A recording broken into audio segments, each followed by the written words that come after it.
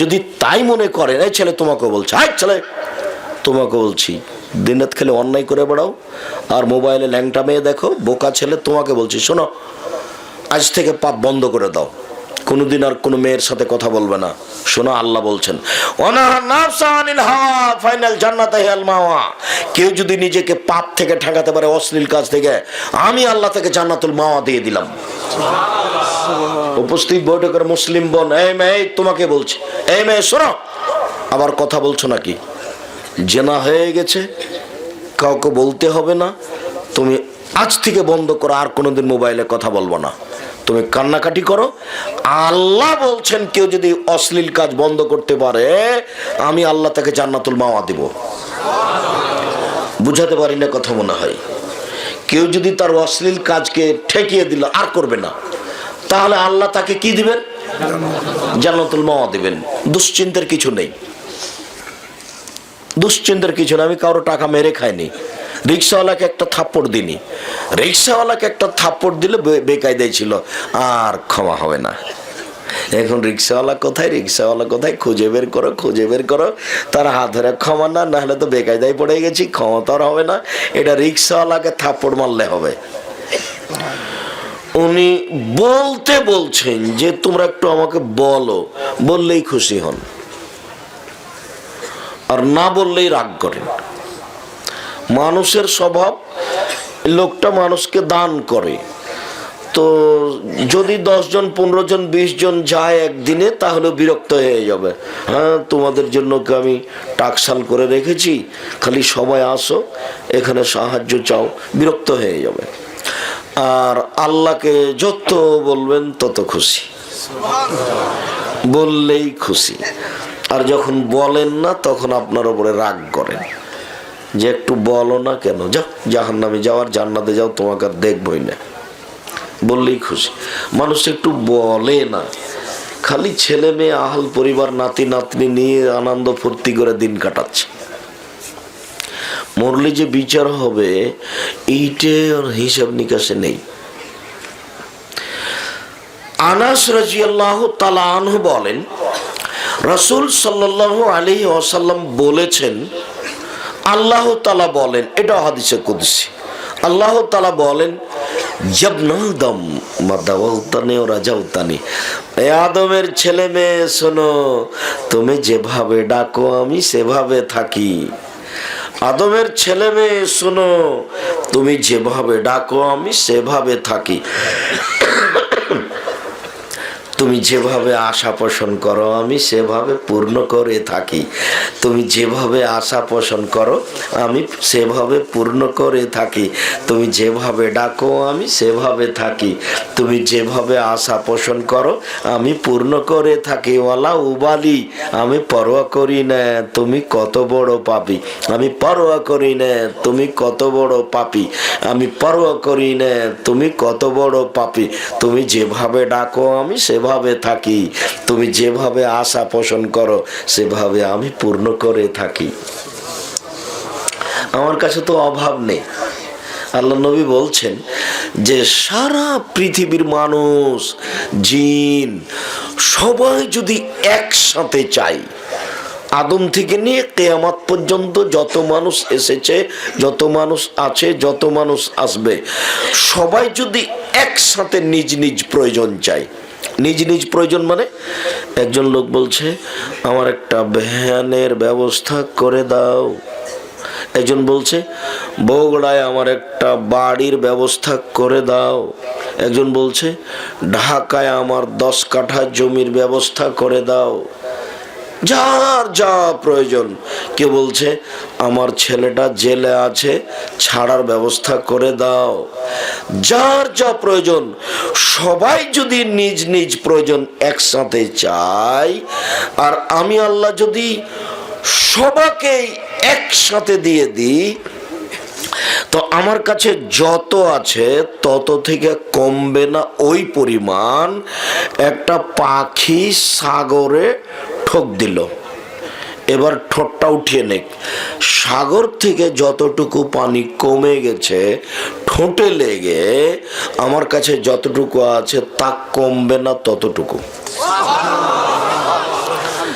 সাগরের ঠোঁট বলে কি কমবে? এক গিলাস পানিতে যদি পাখি ঠোক দেয়, ঠকর মারে, তার ঠোঁটটা ডুবাই, তো পানি কমে গেল গিলাস থেকে, এটা বোঝা যাবে না। তো সাগরে যদি ঠোক মারে তাহলে পানি কমে যাবে, এটা বোঝা যাবে? আল্লাহ নবী বলছেন যে সাগরের পানি যতটুকু লেগে কমে গেছে অতটুকু আল্লাহর কাছে কমবে না। তো মানুষ চায় না, মানুষ চাওয়া বুঝেও না। রাসূল সাল্লাল্লাহু আলাইহি সাল্লাম বলছেন, লা ইয়াসআলান্না আহাদুকুম কুল্লা শাইইন, মানুষ সব কিছু যেন আল্লাহর কাছে চায়, হাত্তা সিস আনালিহে জান কথা, এমনকি জুতার ফিতাটা ছিঁড়ে গেছে সেটা যেন চায়। আল্লাহ, জুতার ফিতাটা ছিঁড়ে গেল, এখন স্যান্ডেলটা হাতে করে হাঁটবো, কি করি, তুমি একটু ফিতাটার ব্যবস্থা করে দাও। বলতে বলতে একটা ভ্যান যাচ্ছে, ভ্যান, ভ্যান কি আছে তোমার কাছে গো? আমি জুতা স্যান্ডেল বিক্রি করি, ফিতা আছে নাকি? জি আছে, তো দাও তো একটা। হতে পারে, এটা আমি কথার কথা বললাম। আল্লাহ নবী বলছেন যে সব কিছুই চাইবে। নিচে নামতে নামতে নামতে নিচে নেমে আল্লাহ নবী বলছেন যে জুতার ফিতে ছিঁড়ে গেলেও যেন আল্লাহর কাছে চাই। তুমি আল্লাহ আমার ব্যবস্থা করে দাও, তুমি তো করতে পারো, তুমি তো সর্বশক্তিমান, তোমার দয়া রহমতের অভাব নাই। কে একটু বুঝে না। আর বক্তা যারা বক্তৃতা করছে ওরাও যে বুঝে না। কণ্ঠস্বরে বক্তব্য দিলে মহিলারা খুশি হয়, তো মেয়েরা বলছে যে তাহলে আমরা ওইভাবে বলি। কণ্ঠস্বরে বক্তব্যই জায়েজ নয়। আমি 20 বছর থেকে বলছি কণ্ঠস্বরে বক্তব্য জায়েজ নয়। কোনো মায়ের বেটা একটু বলে না কেন যে চলবে? কণ্ঠস্বরে বক্তব্যই জায়েজ নয়।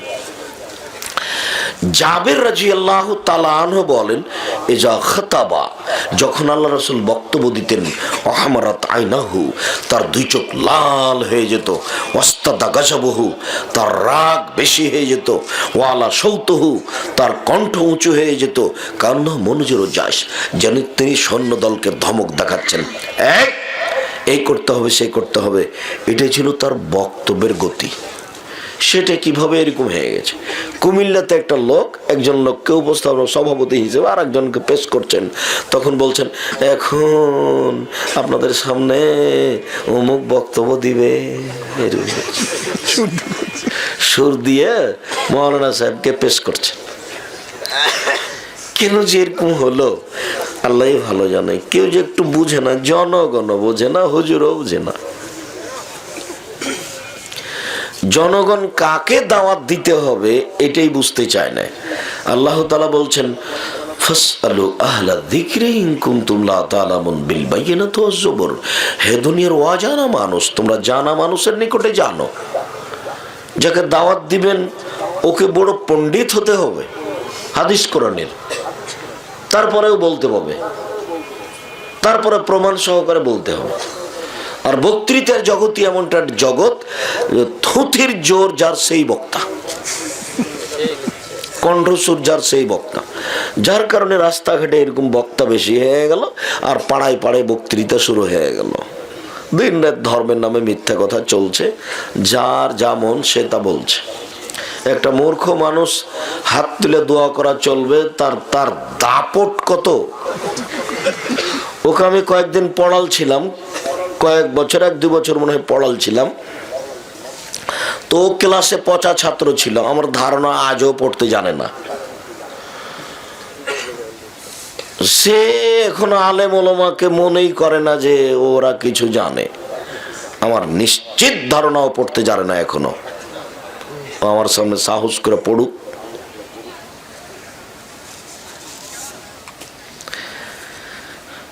সম্মানিত দিনী ভাই বোন, আদম সন্তানকে আল্লাহ তাআলা বলছেন, এই আদমের ছেলেমেয়েরা শোনো, তুমি যেভাবে ডাকো আমি সেভাবে থাকি, যেভাবে আশা পোষণ করো সেভাবে আমি পূর্ণ করে থাকি। আমাকে ডাকো তো কি বলো তুমি? যেভাবে ডাকবা, রাত 12টার পরে যদি ডাকো তুমি, তাহলে মায়াস্তাগফিরুনি ফাগফির লাহু, কেউ যদি আমার কাছে ক্ষমা ভিক্ষা চায় আমি তাকে ক্ষমা করে দিব। মায়াদুনি ফাস্তাজিব লাহু, কেউ যদি কিছু চায় আমি তাকে তা দিয়ে দিব। কে যদি আমাকে ডাকে আমি তার ডাকে সাড়া দিব। মায়াসআলুনি ফাউতিয়াহু, কেউ যদি কিছু চাই আমি তাকে তা দিয়ে দিব। তুমি যেভাবে ডাকো আমি সেভাবে থাকি, তুমি যেভাবে আশা পোষণ করো আমি সেভাবে পূর্ণ করে থাকি। আল্লাহ তাআলা আবার বলছেন, ইবনা আদম লাউ বালাগাত যুনুবুকা আনাস সামায়ে, এ আদমের ছেলে মেয়ে শোনো, তোমাদের পাপ বেশি হতে হতে হতে যদি আকাশে লেগে যায়, পাপ আর পাপ, পুরো দুনিয়া পাপে পরিপূর্ণ, ফাস্তাগফিরতানি, তারপরে তুমি আমার কাছে ক্ষমা ভিক্ষা চাও, আমার ভুল হয়েছে আমাকে ক্ষমা করে দাও, গাফারতু লাকা, আমি আল্লাহ তোমাকে ক্ষমা করে দেবো। আলা উবালি, আমি পরোয়া করি না তুমি কত বড় পাপী, আমি পরোয়া করি না তুমি কত বড় পাপী, আমি আল্লাহ পরোয়া করি না তুমি কত বড় পাপী। তুমি একটু আমাকে বলো না যে ভুল হয়েছে। কুল্লু বানি আদম কাত্তা, আদম সন্তানের ছেলে মেয়ে সবাই পাপী। খায়রুল খাত্তাইনা তাওয়াবুন, ওরাই সবচেয়ে ভালো যারা বলে আস্তাগফিরুল্লাহ ওয়া আতুবু ইলাইহি, আমি আল্লাহর কাছে ক্ষমা ভিক্ষা চাই, তার নিকট ফিরে যেতে চাই, আমি আল্লাহর কাছে ক্ষমা ভিক্ষা চাই, তার নিকট ফিরে যেতে চাই। আস্তাগফিরুল্লাহ আল্লাযী লা ইলাহা ইল্লা হুয়াল হাইয়ুল কাইয়ুম ওয়া আতুবু ইলাইহি, আমি সে আল্লাহর কাছে ক্ষমা ভিক্ষা চাই যে আল্লাহ ছাড়া কোনো মাবুদ নেই, আমি তার কাছে ক্ষমা ভিক্ষা চাই যিনি চিরস্থায়ী চিরঞ্জীবী। আল্লাহুম্মা আনতা রাব্বী লা ইলাহা ইল্লা আনতা খালাকতানি ওয়া আনা আবদুকা ওয়া আলা আহদিকা ওয়া আহদিকা মাসতাতাতু আউযু বিকা মিন শাররি মা সানাতু আবুউ লাকা বিনি'মাতিকা আলাইয়া ওয়া আবুউ বিযামবি ফাগফিরলি ফাইন্নাহু লা ইয়াগফিরুয যুনুবা ইল্লা আনতা। মানুষ যখন এই ক্ষমা চাওয়ার সর্দার, ক্ষমা চাওয়ার জগতে এটা সবচেয়ে গুরুত্বপূর্ণ দোয়া, এর নাম আল্লাহ নবী বলছেন ক্ষমা চাওয়ার সর্দার সাইয়্যিদুল ইস্তিগফার। কেউ যদি এটা সকালে বলে সন্ধ্যা পর্যন্ত সময় মারা গেলে আল্লাহ তাকে ক্ষমা করে দিবেন। সন্ধ্যায় যদি বলে সকাল পর্যন্ত সময়ে মারা গেলে ক্ষমা করে দিবেন। হাদিস বুখারী মুসলিম। যার জন্য আমি বলেছি এই ছেলে, তোমাকে এ দোয়া মুখস্থ না থাকলে 24 ঘন্টায় এ দোয়া মুখস্থ করতে হবে, 24 ঘন্টায়। আগামীকাল সন্ধ্যা পর্যন্ত সময় থাকলো, মুরব্বী আপনার জন্য 7 দিন, 7 দিনের মধ্যে সাইয়্যিদুল ইস্তিগফার মুখস্থ করতেই হবে। চাঁপাইনবাবগঞ্জের ভাষাতে আর একটা কথা থাকলো, আপনাকে তো মুখস্থ করতে হবে, হবে আপনার বাপকে করতে হবে, মানে আপনি বাধ্য। বুঝাতে পারলাম না মনে হয়, মুখস্থ করতেই হবে, কোনো রেহাই নেই। সাইয়্যিদুল ইস্তিগফার দোয়াটা আপনাকে মুখস্থ করতেই হবে, মাঝে বলতে হবে, ওকে কিছু বলা দরকার। সপ্তম আকাশের উপরে অবস্থান করছেন আপনার কথা শোনার জন্য, এরপরেও কত তার দয়া দুনিয়াতে এ পর্যন্ত হলো। এবার বিচারের মাঠে সব আদমের ছেলে মেয়ে বিচার মাঠে, বাচ্চা, ও বাচ্চাটা দৌড়াচ্ছে কি করে, ও কোথা থেকে আসলো? আর তোমরা যারা দায়িত্ব পালন করো তোমরা কি কলা ছাই করো? যাও তোমরা দেখো রাস্তাঘাটে কে গল্প করছে নাকি, ওই যেখানে মাইক চলছে দোকানপাট পর্যন্ত তোমরা পাহারা দাও। কোন জায়গাতে কেউ যদি 2 জন দাঁড়িয়ে গল্প করে তোমরা আসলেই অযোগ্য, তোমাদের পাল্টে দেওয়া দরকার। তোমরা আজকে বক্তব্য শুনবে কেন? সেদিন তো নসিপুরে নিমগাছিতে শুনেছ, আজকে তো তোমাদের বক্তব্য শোনার কথা নয়, আজকে তো আমাদের সহযোগিতা করার কথা। সেদিন ওই শফিপুর গাজীপুরে প্রোগ্রাম হলো, প্রায় 50-60 হাজার 70 হাজার মানুষ হবে, 300 জন খালি পাহারাদার, 300 জন। পিপিলিগা এদিক থেকে ওদিকে গেলে ধরতে পারবে। আর তোমরা একটা সাধারণ পরিবেশ পরিচালনা করতে পারো না, রাস্তাঘাটে মানুষ বসে গল্প করে। আমি তার গল্প শুনতে এসেছি? ওই বাটা কোন শরমে এখন চা পান করে, চায়ের স্টলে বসে থাকে? তার একটু লজ্জা হয় না? তার একটু শরম হয় না? আমি তো তার জন্য এসেছি, আমি আপনার জন্য এসেছি। আমি কলা ছাই করতে, আমি নির্বাচন করতে এসেছি? আমি এখন আপনার কাছে ভোট চাইবো? আল্লাহর কসম, আল্লাহে আল্লাহর কসম, আল্লাহে আল্লাহর কসম, আমার জীবনে কোনোদিন আমি অপ্রয়োজনীয় বাক্য বলিনি, কোনোদিন কেসা কাহিনী বলিনি, আজকেও বলবো না ইনশাআল্লাহ। আপনি কেন ওখানে দাঁড়িয়ে থাকবেন? আমি আপনার জন্য এসেছি। উপস্থিত বৈঠকের মুসলিম বোন, আপনাকেও বলছি, আপনার লজ্জাবোধের দাবি রাখি, আপনি কথা বলবেন না। আপনার গায়ের উপর দিয়ে আরেকজন যদি চলে যায় তবে আপনি মুখ খুলবেন না, চুপ বসে থাকেন, একবারে চুপচাপ থাকবেন পাথরের মতো হয়ে, মুখই খুলবেন না। আল্লাহ তাআলা বিচারের মাঠে আসবেন মানুষের সামনে, সমস্ত আদমের ছেলেমেয়েরা উপস্থিত।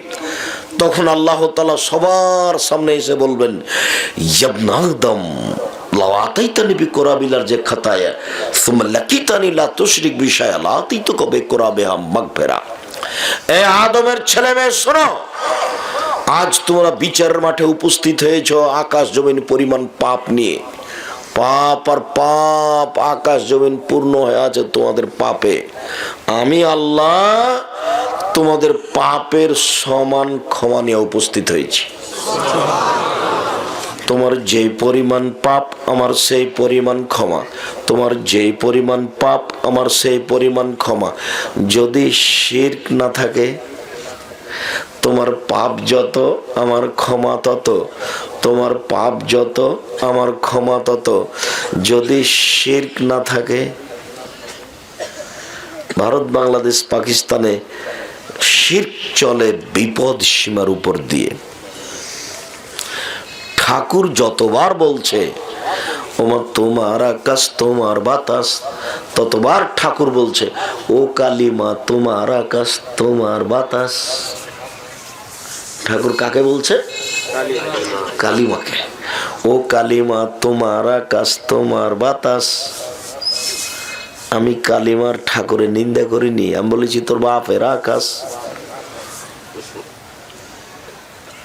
ছেলে মেয়ে সবাই বিপদে, বাপ গার্জেন কেউ তো একটু ভাবে না, খাই পায়খানা করে দিন কাটাই, কোনটা ভালো আর কোনটা মন্দ কে বিবেচনা করবে? হুজুরদেরই বিবেচনা করা যায় না। এক হুজুর বলছে হাত তুলে দোয়া করো, আর একজন বলছে যে হাত তুলে দোয়া করা বেদাত। তো আমরা এবার কোনটা করি? তো তোমরা কোনটা করবে? দলিল দেখে করো। আপনি একটু দলিল দেখে করেন, ওই বইটা পড়ে দেখেন, আইনে রাসূল সাল্লাল্লাহু আলাইহি ওয়াসাল্লাম 2 অধ্যায় পড়ে দেখেন, একটা লাইন আমার কোনো অপ্রয়োজনীয় বাক্য আছে নাকি? ওই বইটা দেখি, ওই বইটা লিখেছে গো, ওই আব্দুর রাজ্জাক সাহেবের ওই বইটা দেখে ও বই লিখেছে। বইটা দেখার পরে বলছে কাজ বেঁধে গেছে চাঁপাইনবাবগঞ্জের ভাষায়। এতেই তো আমরা দোয়ার প্রমাণে হাদিস পেশ করতে পারবো। তার মানে আমি হাত তুলে দোয়া করার হাদিস দিয়েছি 42টা হাত তুলে দোয়া করার, 36টা খালি বুখারী মুসলিমে আছে।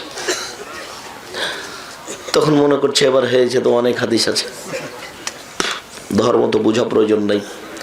সম্মানিত দিনী ভাই বোন, আপনাকে আমি অনুরোধ জানাচ্ছি যে আপনি শিরক মুক্ত জীবনযাপনের চেষ্টা করেন, বিচারের মাঠে আল্লাহ ক্ষমা করবেন ইনশাআল্লাহ। চেষ্টা করেন প্রাণপণে। এদেশের অবস্থায় শিরক মুক্ত থাকা খুব জটিল, খুব জটিল। পায়ে পায়ে শিরক, কথায় কথায় শিরক, কাজে কর্মে শিরক, অফিস আদালতে শিরক, কাজেই শিরক দিয়ে ভরা দেশ। আল্লাহ তাআলা আপনাকে আদেশ করছেন একটু তার কাছে কান্নাকাটি করে বলার জন্য। আল্লাহ তাআলা বলছেন আমাদের নবীকে, ফাইদা ফারাগতা ফানসাব ওয়া ইলা রাব্বিকা ফারগাব। মুহাম্মদ সাল্লাল্লাহু আলাইহি সাল্লাম, আপনি যখন দুনিয়াবি কাজ থেকে অবসর হবেন তখন আপনি কঠোর শ্রমে ইবাদতে আত্মনিয়োগ করুন, আর আপনি আমাকে যা বলবেন তা বিনয়ের সাথে কান্নাকাটি করে বলুন। এটা আল্লাহর আদেশ। আল্লাহ আমাদের নবীকে আদেশ করছেন।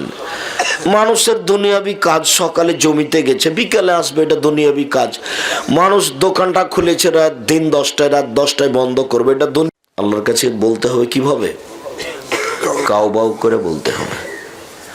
ঢাকা, গাজীপুর, নরসিংদী, নারায়ণগঞ্জ, মানিকগঞ্জ, মুন্সিগঞ্জ এসব ডিস্ট্রিক্টের ভাষায় কাকতি মিনতি করে বলুন।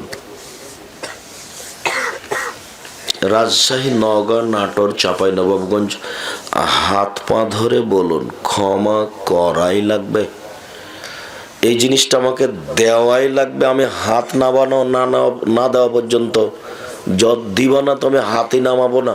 হাত উঠিয়েছে, দাও। তারপরে কান্নাকাটি করে চোখের পানি ঝরঝর করে ঝরছে, আমাকে দেওয়াই লাগবে, তুমি এটা দাও।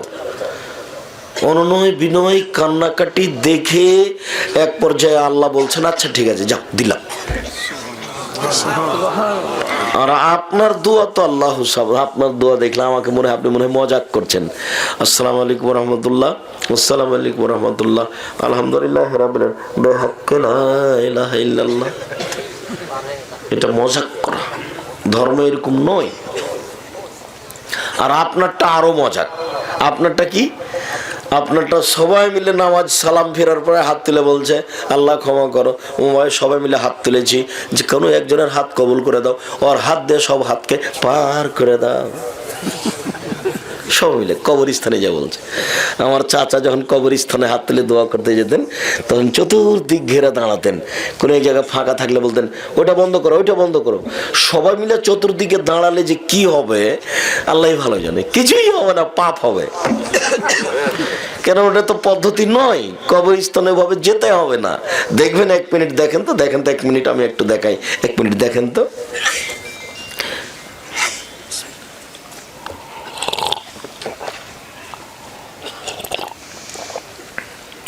আয়েশা রাদিয়াল্লাহু তাআলা আনহা বলেন, আমি একদিন বিছানায় শুয়ে আছি, তো আল্লাহর নবী আসলেন ঘরে, এসে কাপড় চোপড় জুতা রেখে দিলেন, রেখে আমার পাশে শুয়ে গেলেন।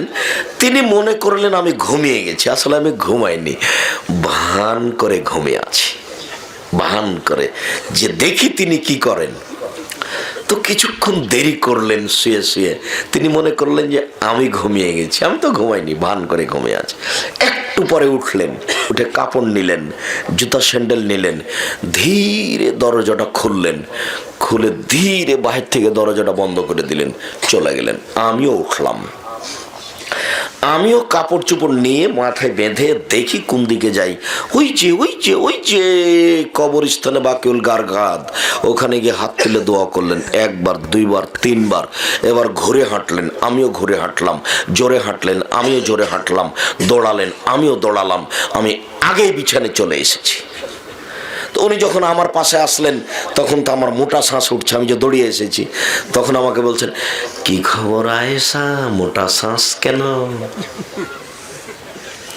তখন আমি বললাম, দেখেন আমি তো মিথ্যে কথা বলে জিবরাইল আপনাকে বলে দিবে। আসলে আপনাকে আমি পরীক্ষা করছিলাম, আপনি আমার কাছ থেকে কোনো বইয়ের কাছে যান নাকি, আমার কাছে থাকতে কোনো কোথাও যান নাকি, এটা আমি পরীক্ষা করছিলাম। আমি ভান করে ঘুমিয়েছি, দেখি কি করে, দেখি কি করে। তো দেখি এই এখন আমি যেটা আপনাকে বলতে চাচ্ছি, আয়েশা রাদিয়াল্লাহু তাআলা আনহা যেটা করলেন সেটা এখন বাদ দেন। আমি আপনাকে যেটা বলছি সেটা হলো আল্লাহর নবী কি করলেন। কবরস্থানে গিয়ে একাই হাত তুলে দোয়া করলেন। নবী রাসূল বাদ দিয়ে পৃথিবীতে সবচেয়ে দামি মানুষ আবু বকর সিদ্দিক রাদিয়াল্লাহু তাআলা। নবী রাসূল ছাড়া পৃথিবীর সৃষ্টি থেকে নিয়ে কিয়ামত পর্যন্ত সবচেয়ে দামি মানুষ কে বলেন তো? আবু বকর সিদ্দিক রাদিয়াল্লাহু তাআলা। একটু বলে গেলেন না তো, চলেন একটু দোয়া করে আসি না, চলেন কবরস্থানে যাই, বলে যাননি। পৃথিবীর দামি মানুষ মহামানব ওমর রাস্তায় হাঁটলে ও রাস্তা দিয়ে শয়তানের বাবার ক্ষমতা নাই হাঁটতে পারে। আশ্চর্য, উনি তো শয়তানকে দেখতে পান না। উমর কি শয়তানের গায়ে থাপ্পড় মারতে পারবেন না? তার ইমানি ক্ষমতা এত বেশি, শয়তান রাস্তা ছেড়ে দেয়। তো একটু তো বলতেন, উমর তোমার তো অনেক ইমান, চলো না একটু দোয়া করে আসি। বললেন না। নিজের বউ, কত দামি মহিলা, পৃথিবীতে সবচেয়ে দামি মহিলা, তাকে ঘুমিয়ে রেখে গেলেন, একটু বলেও গেলেন না। দেখবেন আরেকটা, বদরের যুদ্ধ শুরু হয়ে গেছে, হাত তুলে দোয়া করছেন আর এভাবে বলছেন, হাত তুলে বলছেন, আল্লাহুম্মা ইন তুহলিক হাযিহিল ইসাবা লা তুবাদু ফিল আরজি ইলা ইয়াউমিল কিয়ামা। আল্লাহ তুমি যদি আজকে বদর মাঠে 313 জন লোককে ধ্বংস করে দাও, কিয়ামত পর্যন্ত তোমাকে ডাকার মতো কোনো মানুষ থাকবে না। এইভাবে হাত তুলে বলছেন। এক পর্যায়ে আবু বকর সিদ্দিক সাথ না দিয়ে গায়ে হাত দিয়ে বলছেন, এক ফিকা ছেড়ে দেন তো, যথেষ্ট, আর লাগবে না, যা আপনি দোয়া করেছেন এতে আমরা পার হয়ে যাবো, আর লাগবে না। কই আবু বকর সিদ্দিক তো সাথ দিলেন না। নামাজের পরে সবাই মিলে হাত তুলে দোয়া করা বেটা দেখায়, ওর শরম থাকা দরকার। জাতির কাছে ওকে একদিন ক্ষমা চাইতে হবে। হাত তুলে দোয়া করার অনেক হাদিস করেন, দেখবেন। আর একটা দেখবেন, এদিকে দেখেন। ইব্রাহিম আলাইহিস সালাম তার দুধের বাচ্চা এবং স্ত্রীকে রেখে দিলেন কাবা ঘরের পাশে জমজম কূপের উপর। এ কি সহজ ব্যাপার? এ কি চারটিখানি ব্যাপার? দিন শো কিলোমিটার হাঁটলে কোনো মানুষ নেই, রেখে চলে যাচ্ছে। পিছনে স্ত্রী হাঁটছেন আর বলছেন, আইনা তাজাব ইব্রাহিম, ইব্রাহিম কোথায় যাচ্ছেন? আইনা তাজাব ইব্রাহিম, ইব্রাহিম কোথায় যাচ্ছেন? অর্থাৎ কোনা পেঁয়াজলা দিলে এসে ফিনসলাশায়, আপনি এই উপত্যকায় ছেড়ে যাচ্ছেন, এখানে তো মানুষ জৈনে নেই, ঘাস পাতাও নেই। আরে আমাকে কিছু বলবেন তো, ওলা আলতাফে তো ইলেহা।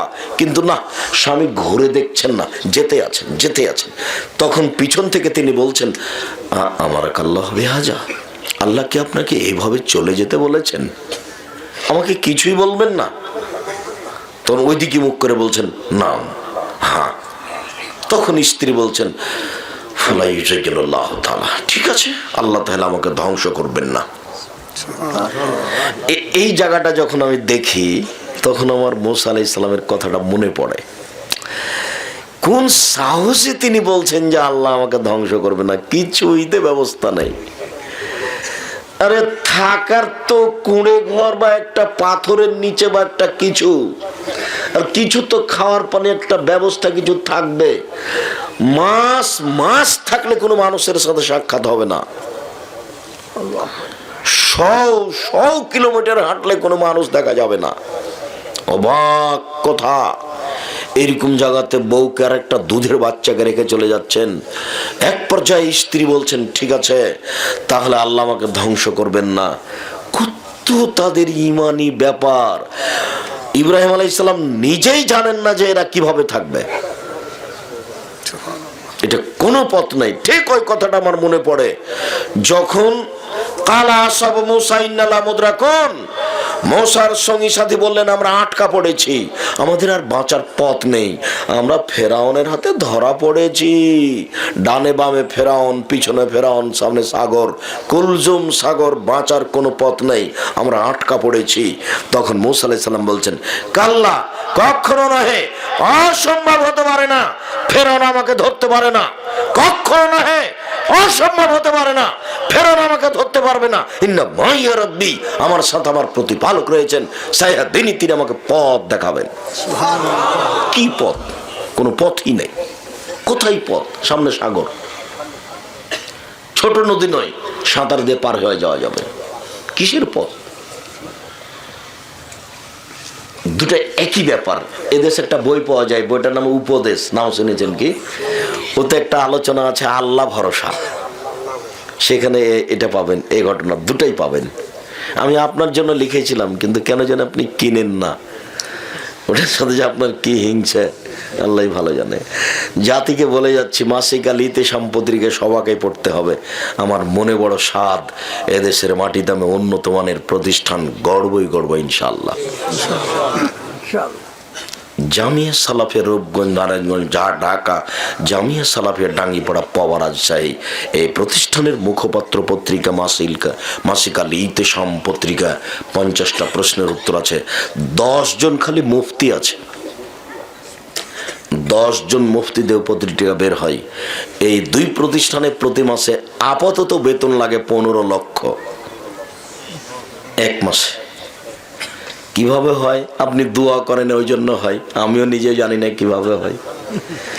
আমি তো নিঃস্ব মানুষ, আমি তো আর আব্দুর রফের ভাইদের মতো, এদের বাপ চাচাদের মতো জমি যায় রাখি না, ধনী মানুষও নয়। আমি তো কচুর পাতার পানি, টলন করে। আমার আর কি দাম আছে? নিঃস্ব ফকির মানুষ, রাস্তাঘাটে চলি, আল্লাহকে বলি আমি 10 পয়সা ক্ষতি করি না, তুমি এই প্রতিষ্ঠান কবুল করো। আর জাতিকে বলি যে তোমরা বলো, আপনারা বলেন যে আল্লাহ আব্দুর রাজ্জাক সাহেবের প্রতিষ্ঠান কবুল করো। উপরে কবুল হয়ে গেলে কোনো সমস্যা নাই। আর উপরে যদি একটু নড়চড় হয়, সারা দুনিয়া লাগলে আপনি করতে পারবেন না কিছু। সারা দুনিয়া যদি এখন বলেন যে সহযোগিতা করবো, তবুও হবে না। কোন দিক দিয়ে যে কি হবে আর কাজই হয় না। আমরা এক এক সন্ধ্যা প্রতিষ্ঠানে খেলে টাকা দিয়ে দিই, ও প্রতিষ্ঠান আমরা খাই না। আপনাদের জামিয়া সালাফের রূপগঞ্জ, নারায়ণগঞ্জ, ঢাকা, জামিয়া সালাফের ডাঙ্গিপাড়া, পাওয়ার আছে আপনাদের এই প্রতিষ্ঠানে আমি আব্দুর রাজ্জাক বিন ইউসুফ এক এক সন্ধ্যায় খেলে আমি তার টাকা দিয়ে দিই। আমি আপনাদের প্রতিষ্ঠানে খাবো না, আপনাদের প্রতিষ্ঠানের আমি কোনো সহযোগিতা নেব না। আপনাদের প্রতিষ্ঠানে পুকুরে মাছ ধরা পড়লে আমি সে মাছ খাই না। আমি চেষ্টা করি আপনাদের প্রতিষ্ঠান থেকে কোনো কিছু না নেওয়ার। আমি যেটুকু রুজি পাই, আমি উপার্জন করে সেটুকুর উপরে আমার সংসার পরিচালনা করার চেষ্টা করি। আমি দোয়ার দাবিদার, আপনাকে দোয়া করার জন্য অনুরোধ জানাচ্ছি। সম্মানিত দিনী ভাই বোন,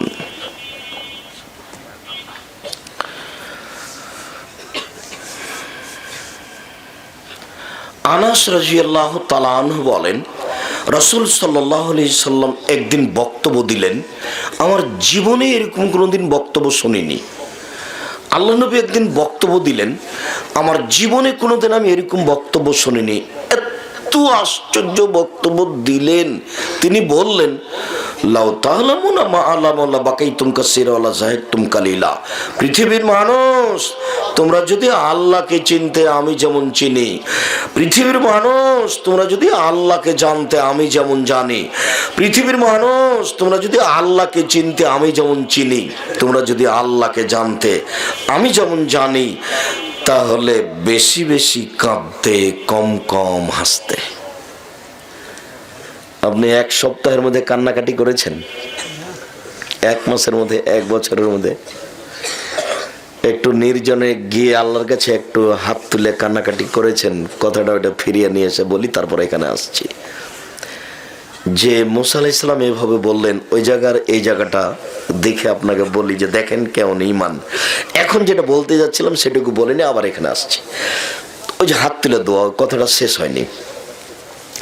ইব্রাহিম আলাইহিস সালাম তো স্ত্রী এবং দুধের বাচ্চাকে রেখে চলে যাচ্ছে। আপনি মনে করেন না যে তার মহব্বত ভালোবাসা কম, আমার চেয়ে তার অনেক বেশি। কেন? 90 বছর বয়সে একটা ছেলে পেয়েছে, তাহলে তার অনেক ভালোবাসার জিনিস।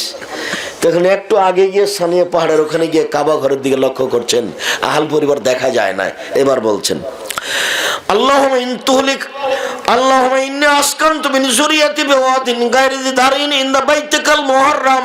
হে আল্লাহ, আমার পরিবারের কিছু অংশ রেখে দিলাম তোমার কাবা ঘরের পাশে, যেখানে মানুষজন তো নেই, ঘাস পাতাও নেই। আহাল পরিবারের জন্য দোয়া করছেন, আহাল পরিবারের জন্য দোয়া করছেন। কোনদিন আহাল পরিবারের জন্য হাত তুলে দোয়া করেছেন? নামাজের পরে হাত তুলে দোয়া করেন, তখন লাগিয়ে দিয়েছে ফাটাফাটি। বুখারী মুসলিমের 36টা হাদিস আছে হাত তুলে দোয়া করার, তার মধ্যে এটা একটা। যেটা আয়েশার বললাম সেটা একটা। আল্লাহ নবী একাই ওখানে গিয়ে হাত, আপনার বাপের জন্য কবরস্থানে গিয়ে হাত তুলে দোয়া করেন। আপনি আপনার মতো যাবেন, রাত্রে যেতে ভয় লাগলো দুপুরের সময় যান, আপনার ভাই তার মতো যাবে, আপনি আপনার মতো যাবেন। এই দেখেন ছেলে মেয়ের জন্য হাত তুলে দোয়া করছেন। কোনোদিন ছেলে মেয়ের জন্য হাত তুলে দোয়া করেছেন? ভুলেও মনে পড়ে না। দোয়া করবেন কেন, কান্নাকাটি করবেন কেন? নাতি আর নাতনি নিয়ে কত খুশি। নানিমণি এখানে আসছো তো, নানিমণি, তাকে কোলে নিয়ে কত আদর। কেন?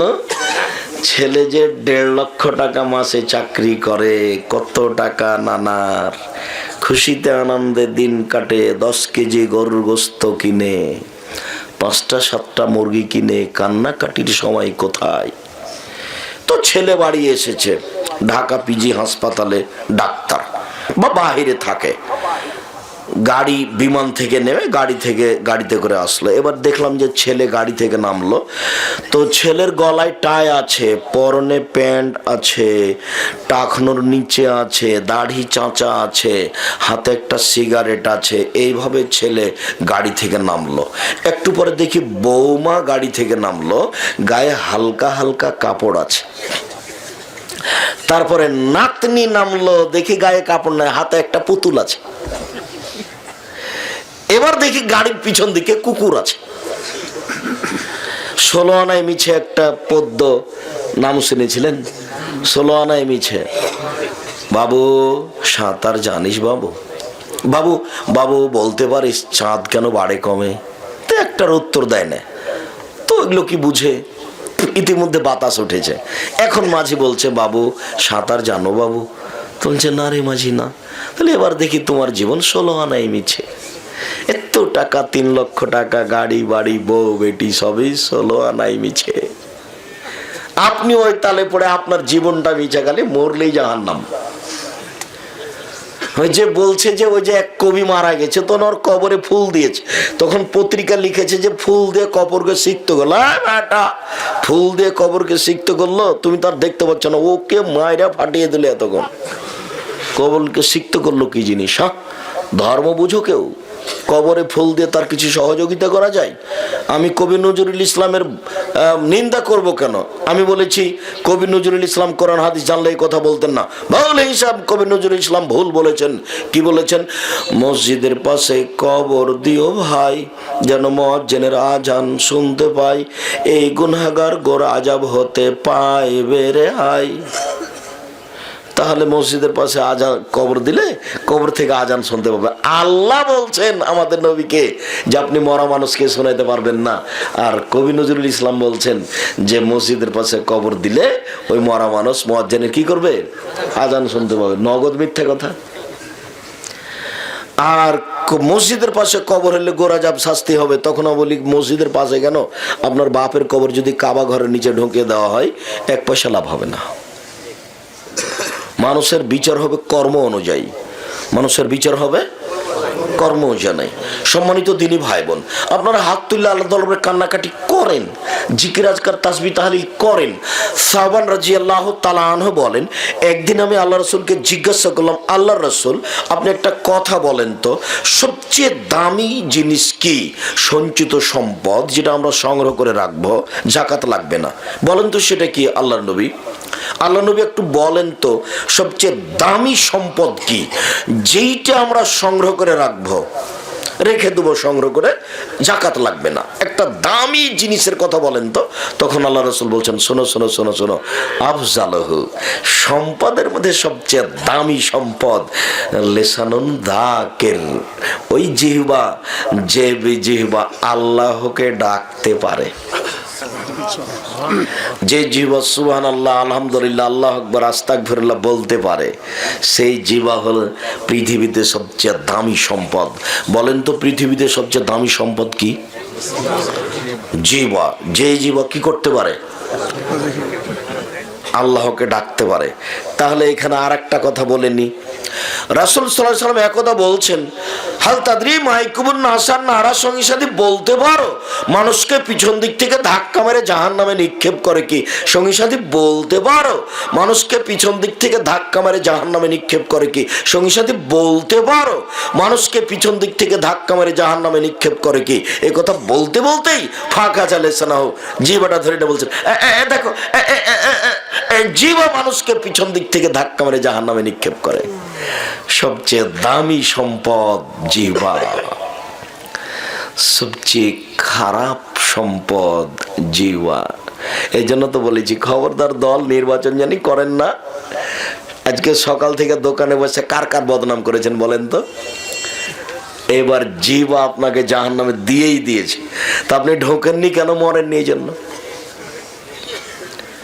মুখই খুলবেন না, মুখই খুলবেন না। রাসূল সাল্লাল্লাহু আলাইহি ওয়াসাল্লামকে জিজ্ঞাসা করা হলো, আল্লাহ রাসূল বাঁচার পথ কি, কিভাবে বেঁচে যাব? তখন আল্লাহ রাসূল বলছেন, বেঁচে যাওয়া আলজমেলে সানাক, মুখ বন্ধ করো, বেঁচে যাওয়া। এই ছেলে বসো, পেশাব লাগুক, পায়খানা লাগুক, কিছুক্ষণ অপেক্ষা করবেন। দয়া করে আপনি আমাকে কোনো কাজ দেখাবেন না, আমি আপনার চেয়ে অনেক বেশি ক্লান্ত। আর প্রোগ্রাম শেষ হলে আমি ঢাকা যাব ইনশাআল্লাহ, জামিয়া সালাফের রূপগঞ্জ নারায়ণগঞ্জ ঢাকা যাব। অতএব দয়া করে আপনি আমাকে কোনো কাজ দেখায়েন না যে আমি খুব ব্যস্ত, আমার পেশাব লেগেছে, আমার পায়খানা লেগেছে, আমি একটু চা খেতে যাব, এরকম কাজ দয়া করে আমাকে দেখায়েন না, যেহেতু আপনারটা আমি গ্রহণ করব না। আপনি কিছুক্ষণ অপেক্ষা করেন, আপনার আগে আমি আলোচনা ছেড়ে দেওয়ার চেষ্টা করছি। আমি তো আর আব্দুল্লাহ বিন ফজল নই যে সারা রাত বক্তব্য দিব, আমার কাছে বিদ্যাই নেই, তবে সারা রাত বক্তব্য দিব কি? একটু পরে আমার বিদ্যা শেষ, তখন বলবো আসসালামু আলাইকুম।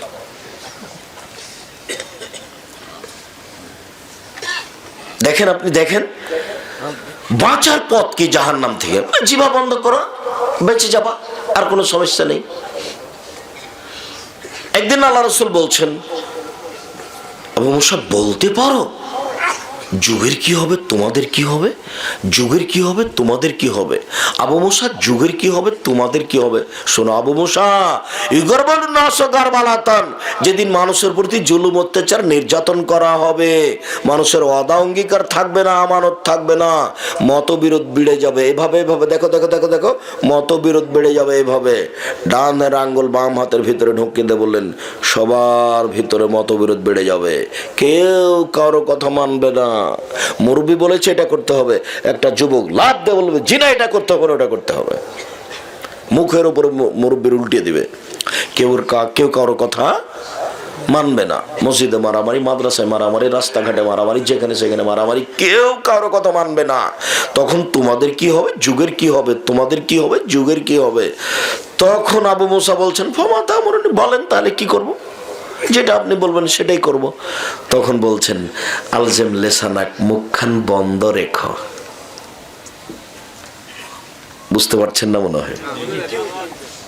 মুখখান বন্ধ রেখো, জান্নাতে চলে যাবা।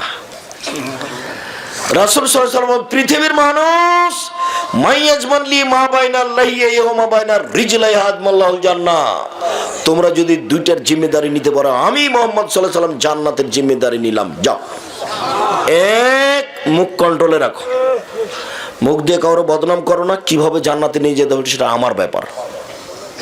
দুই, জেনায় লিপ্ত হয়েও না, বাস এই দুটা কাজ করো না, কিভাবে জান্নাতে নিয়ে যেতে হবে সেটা আমার ব্যাপার।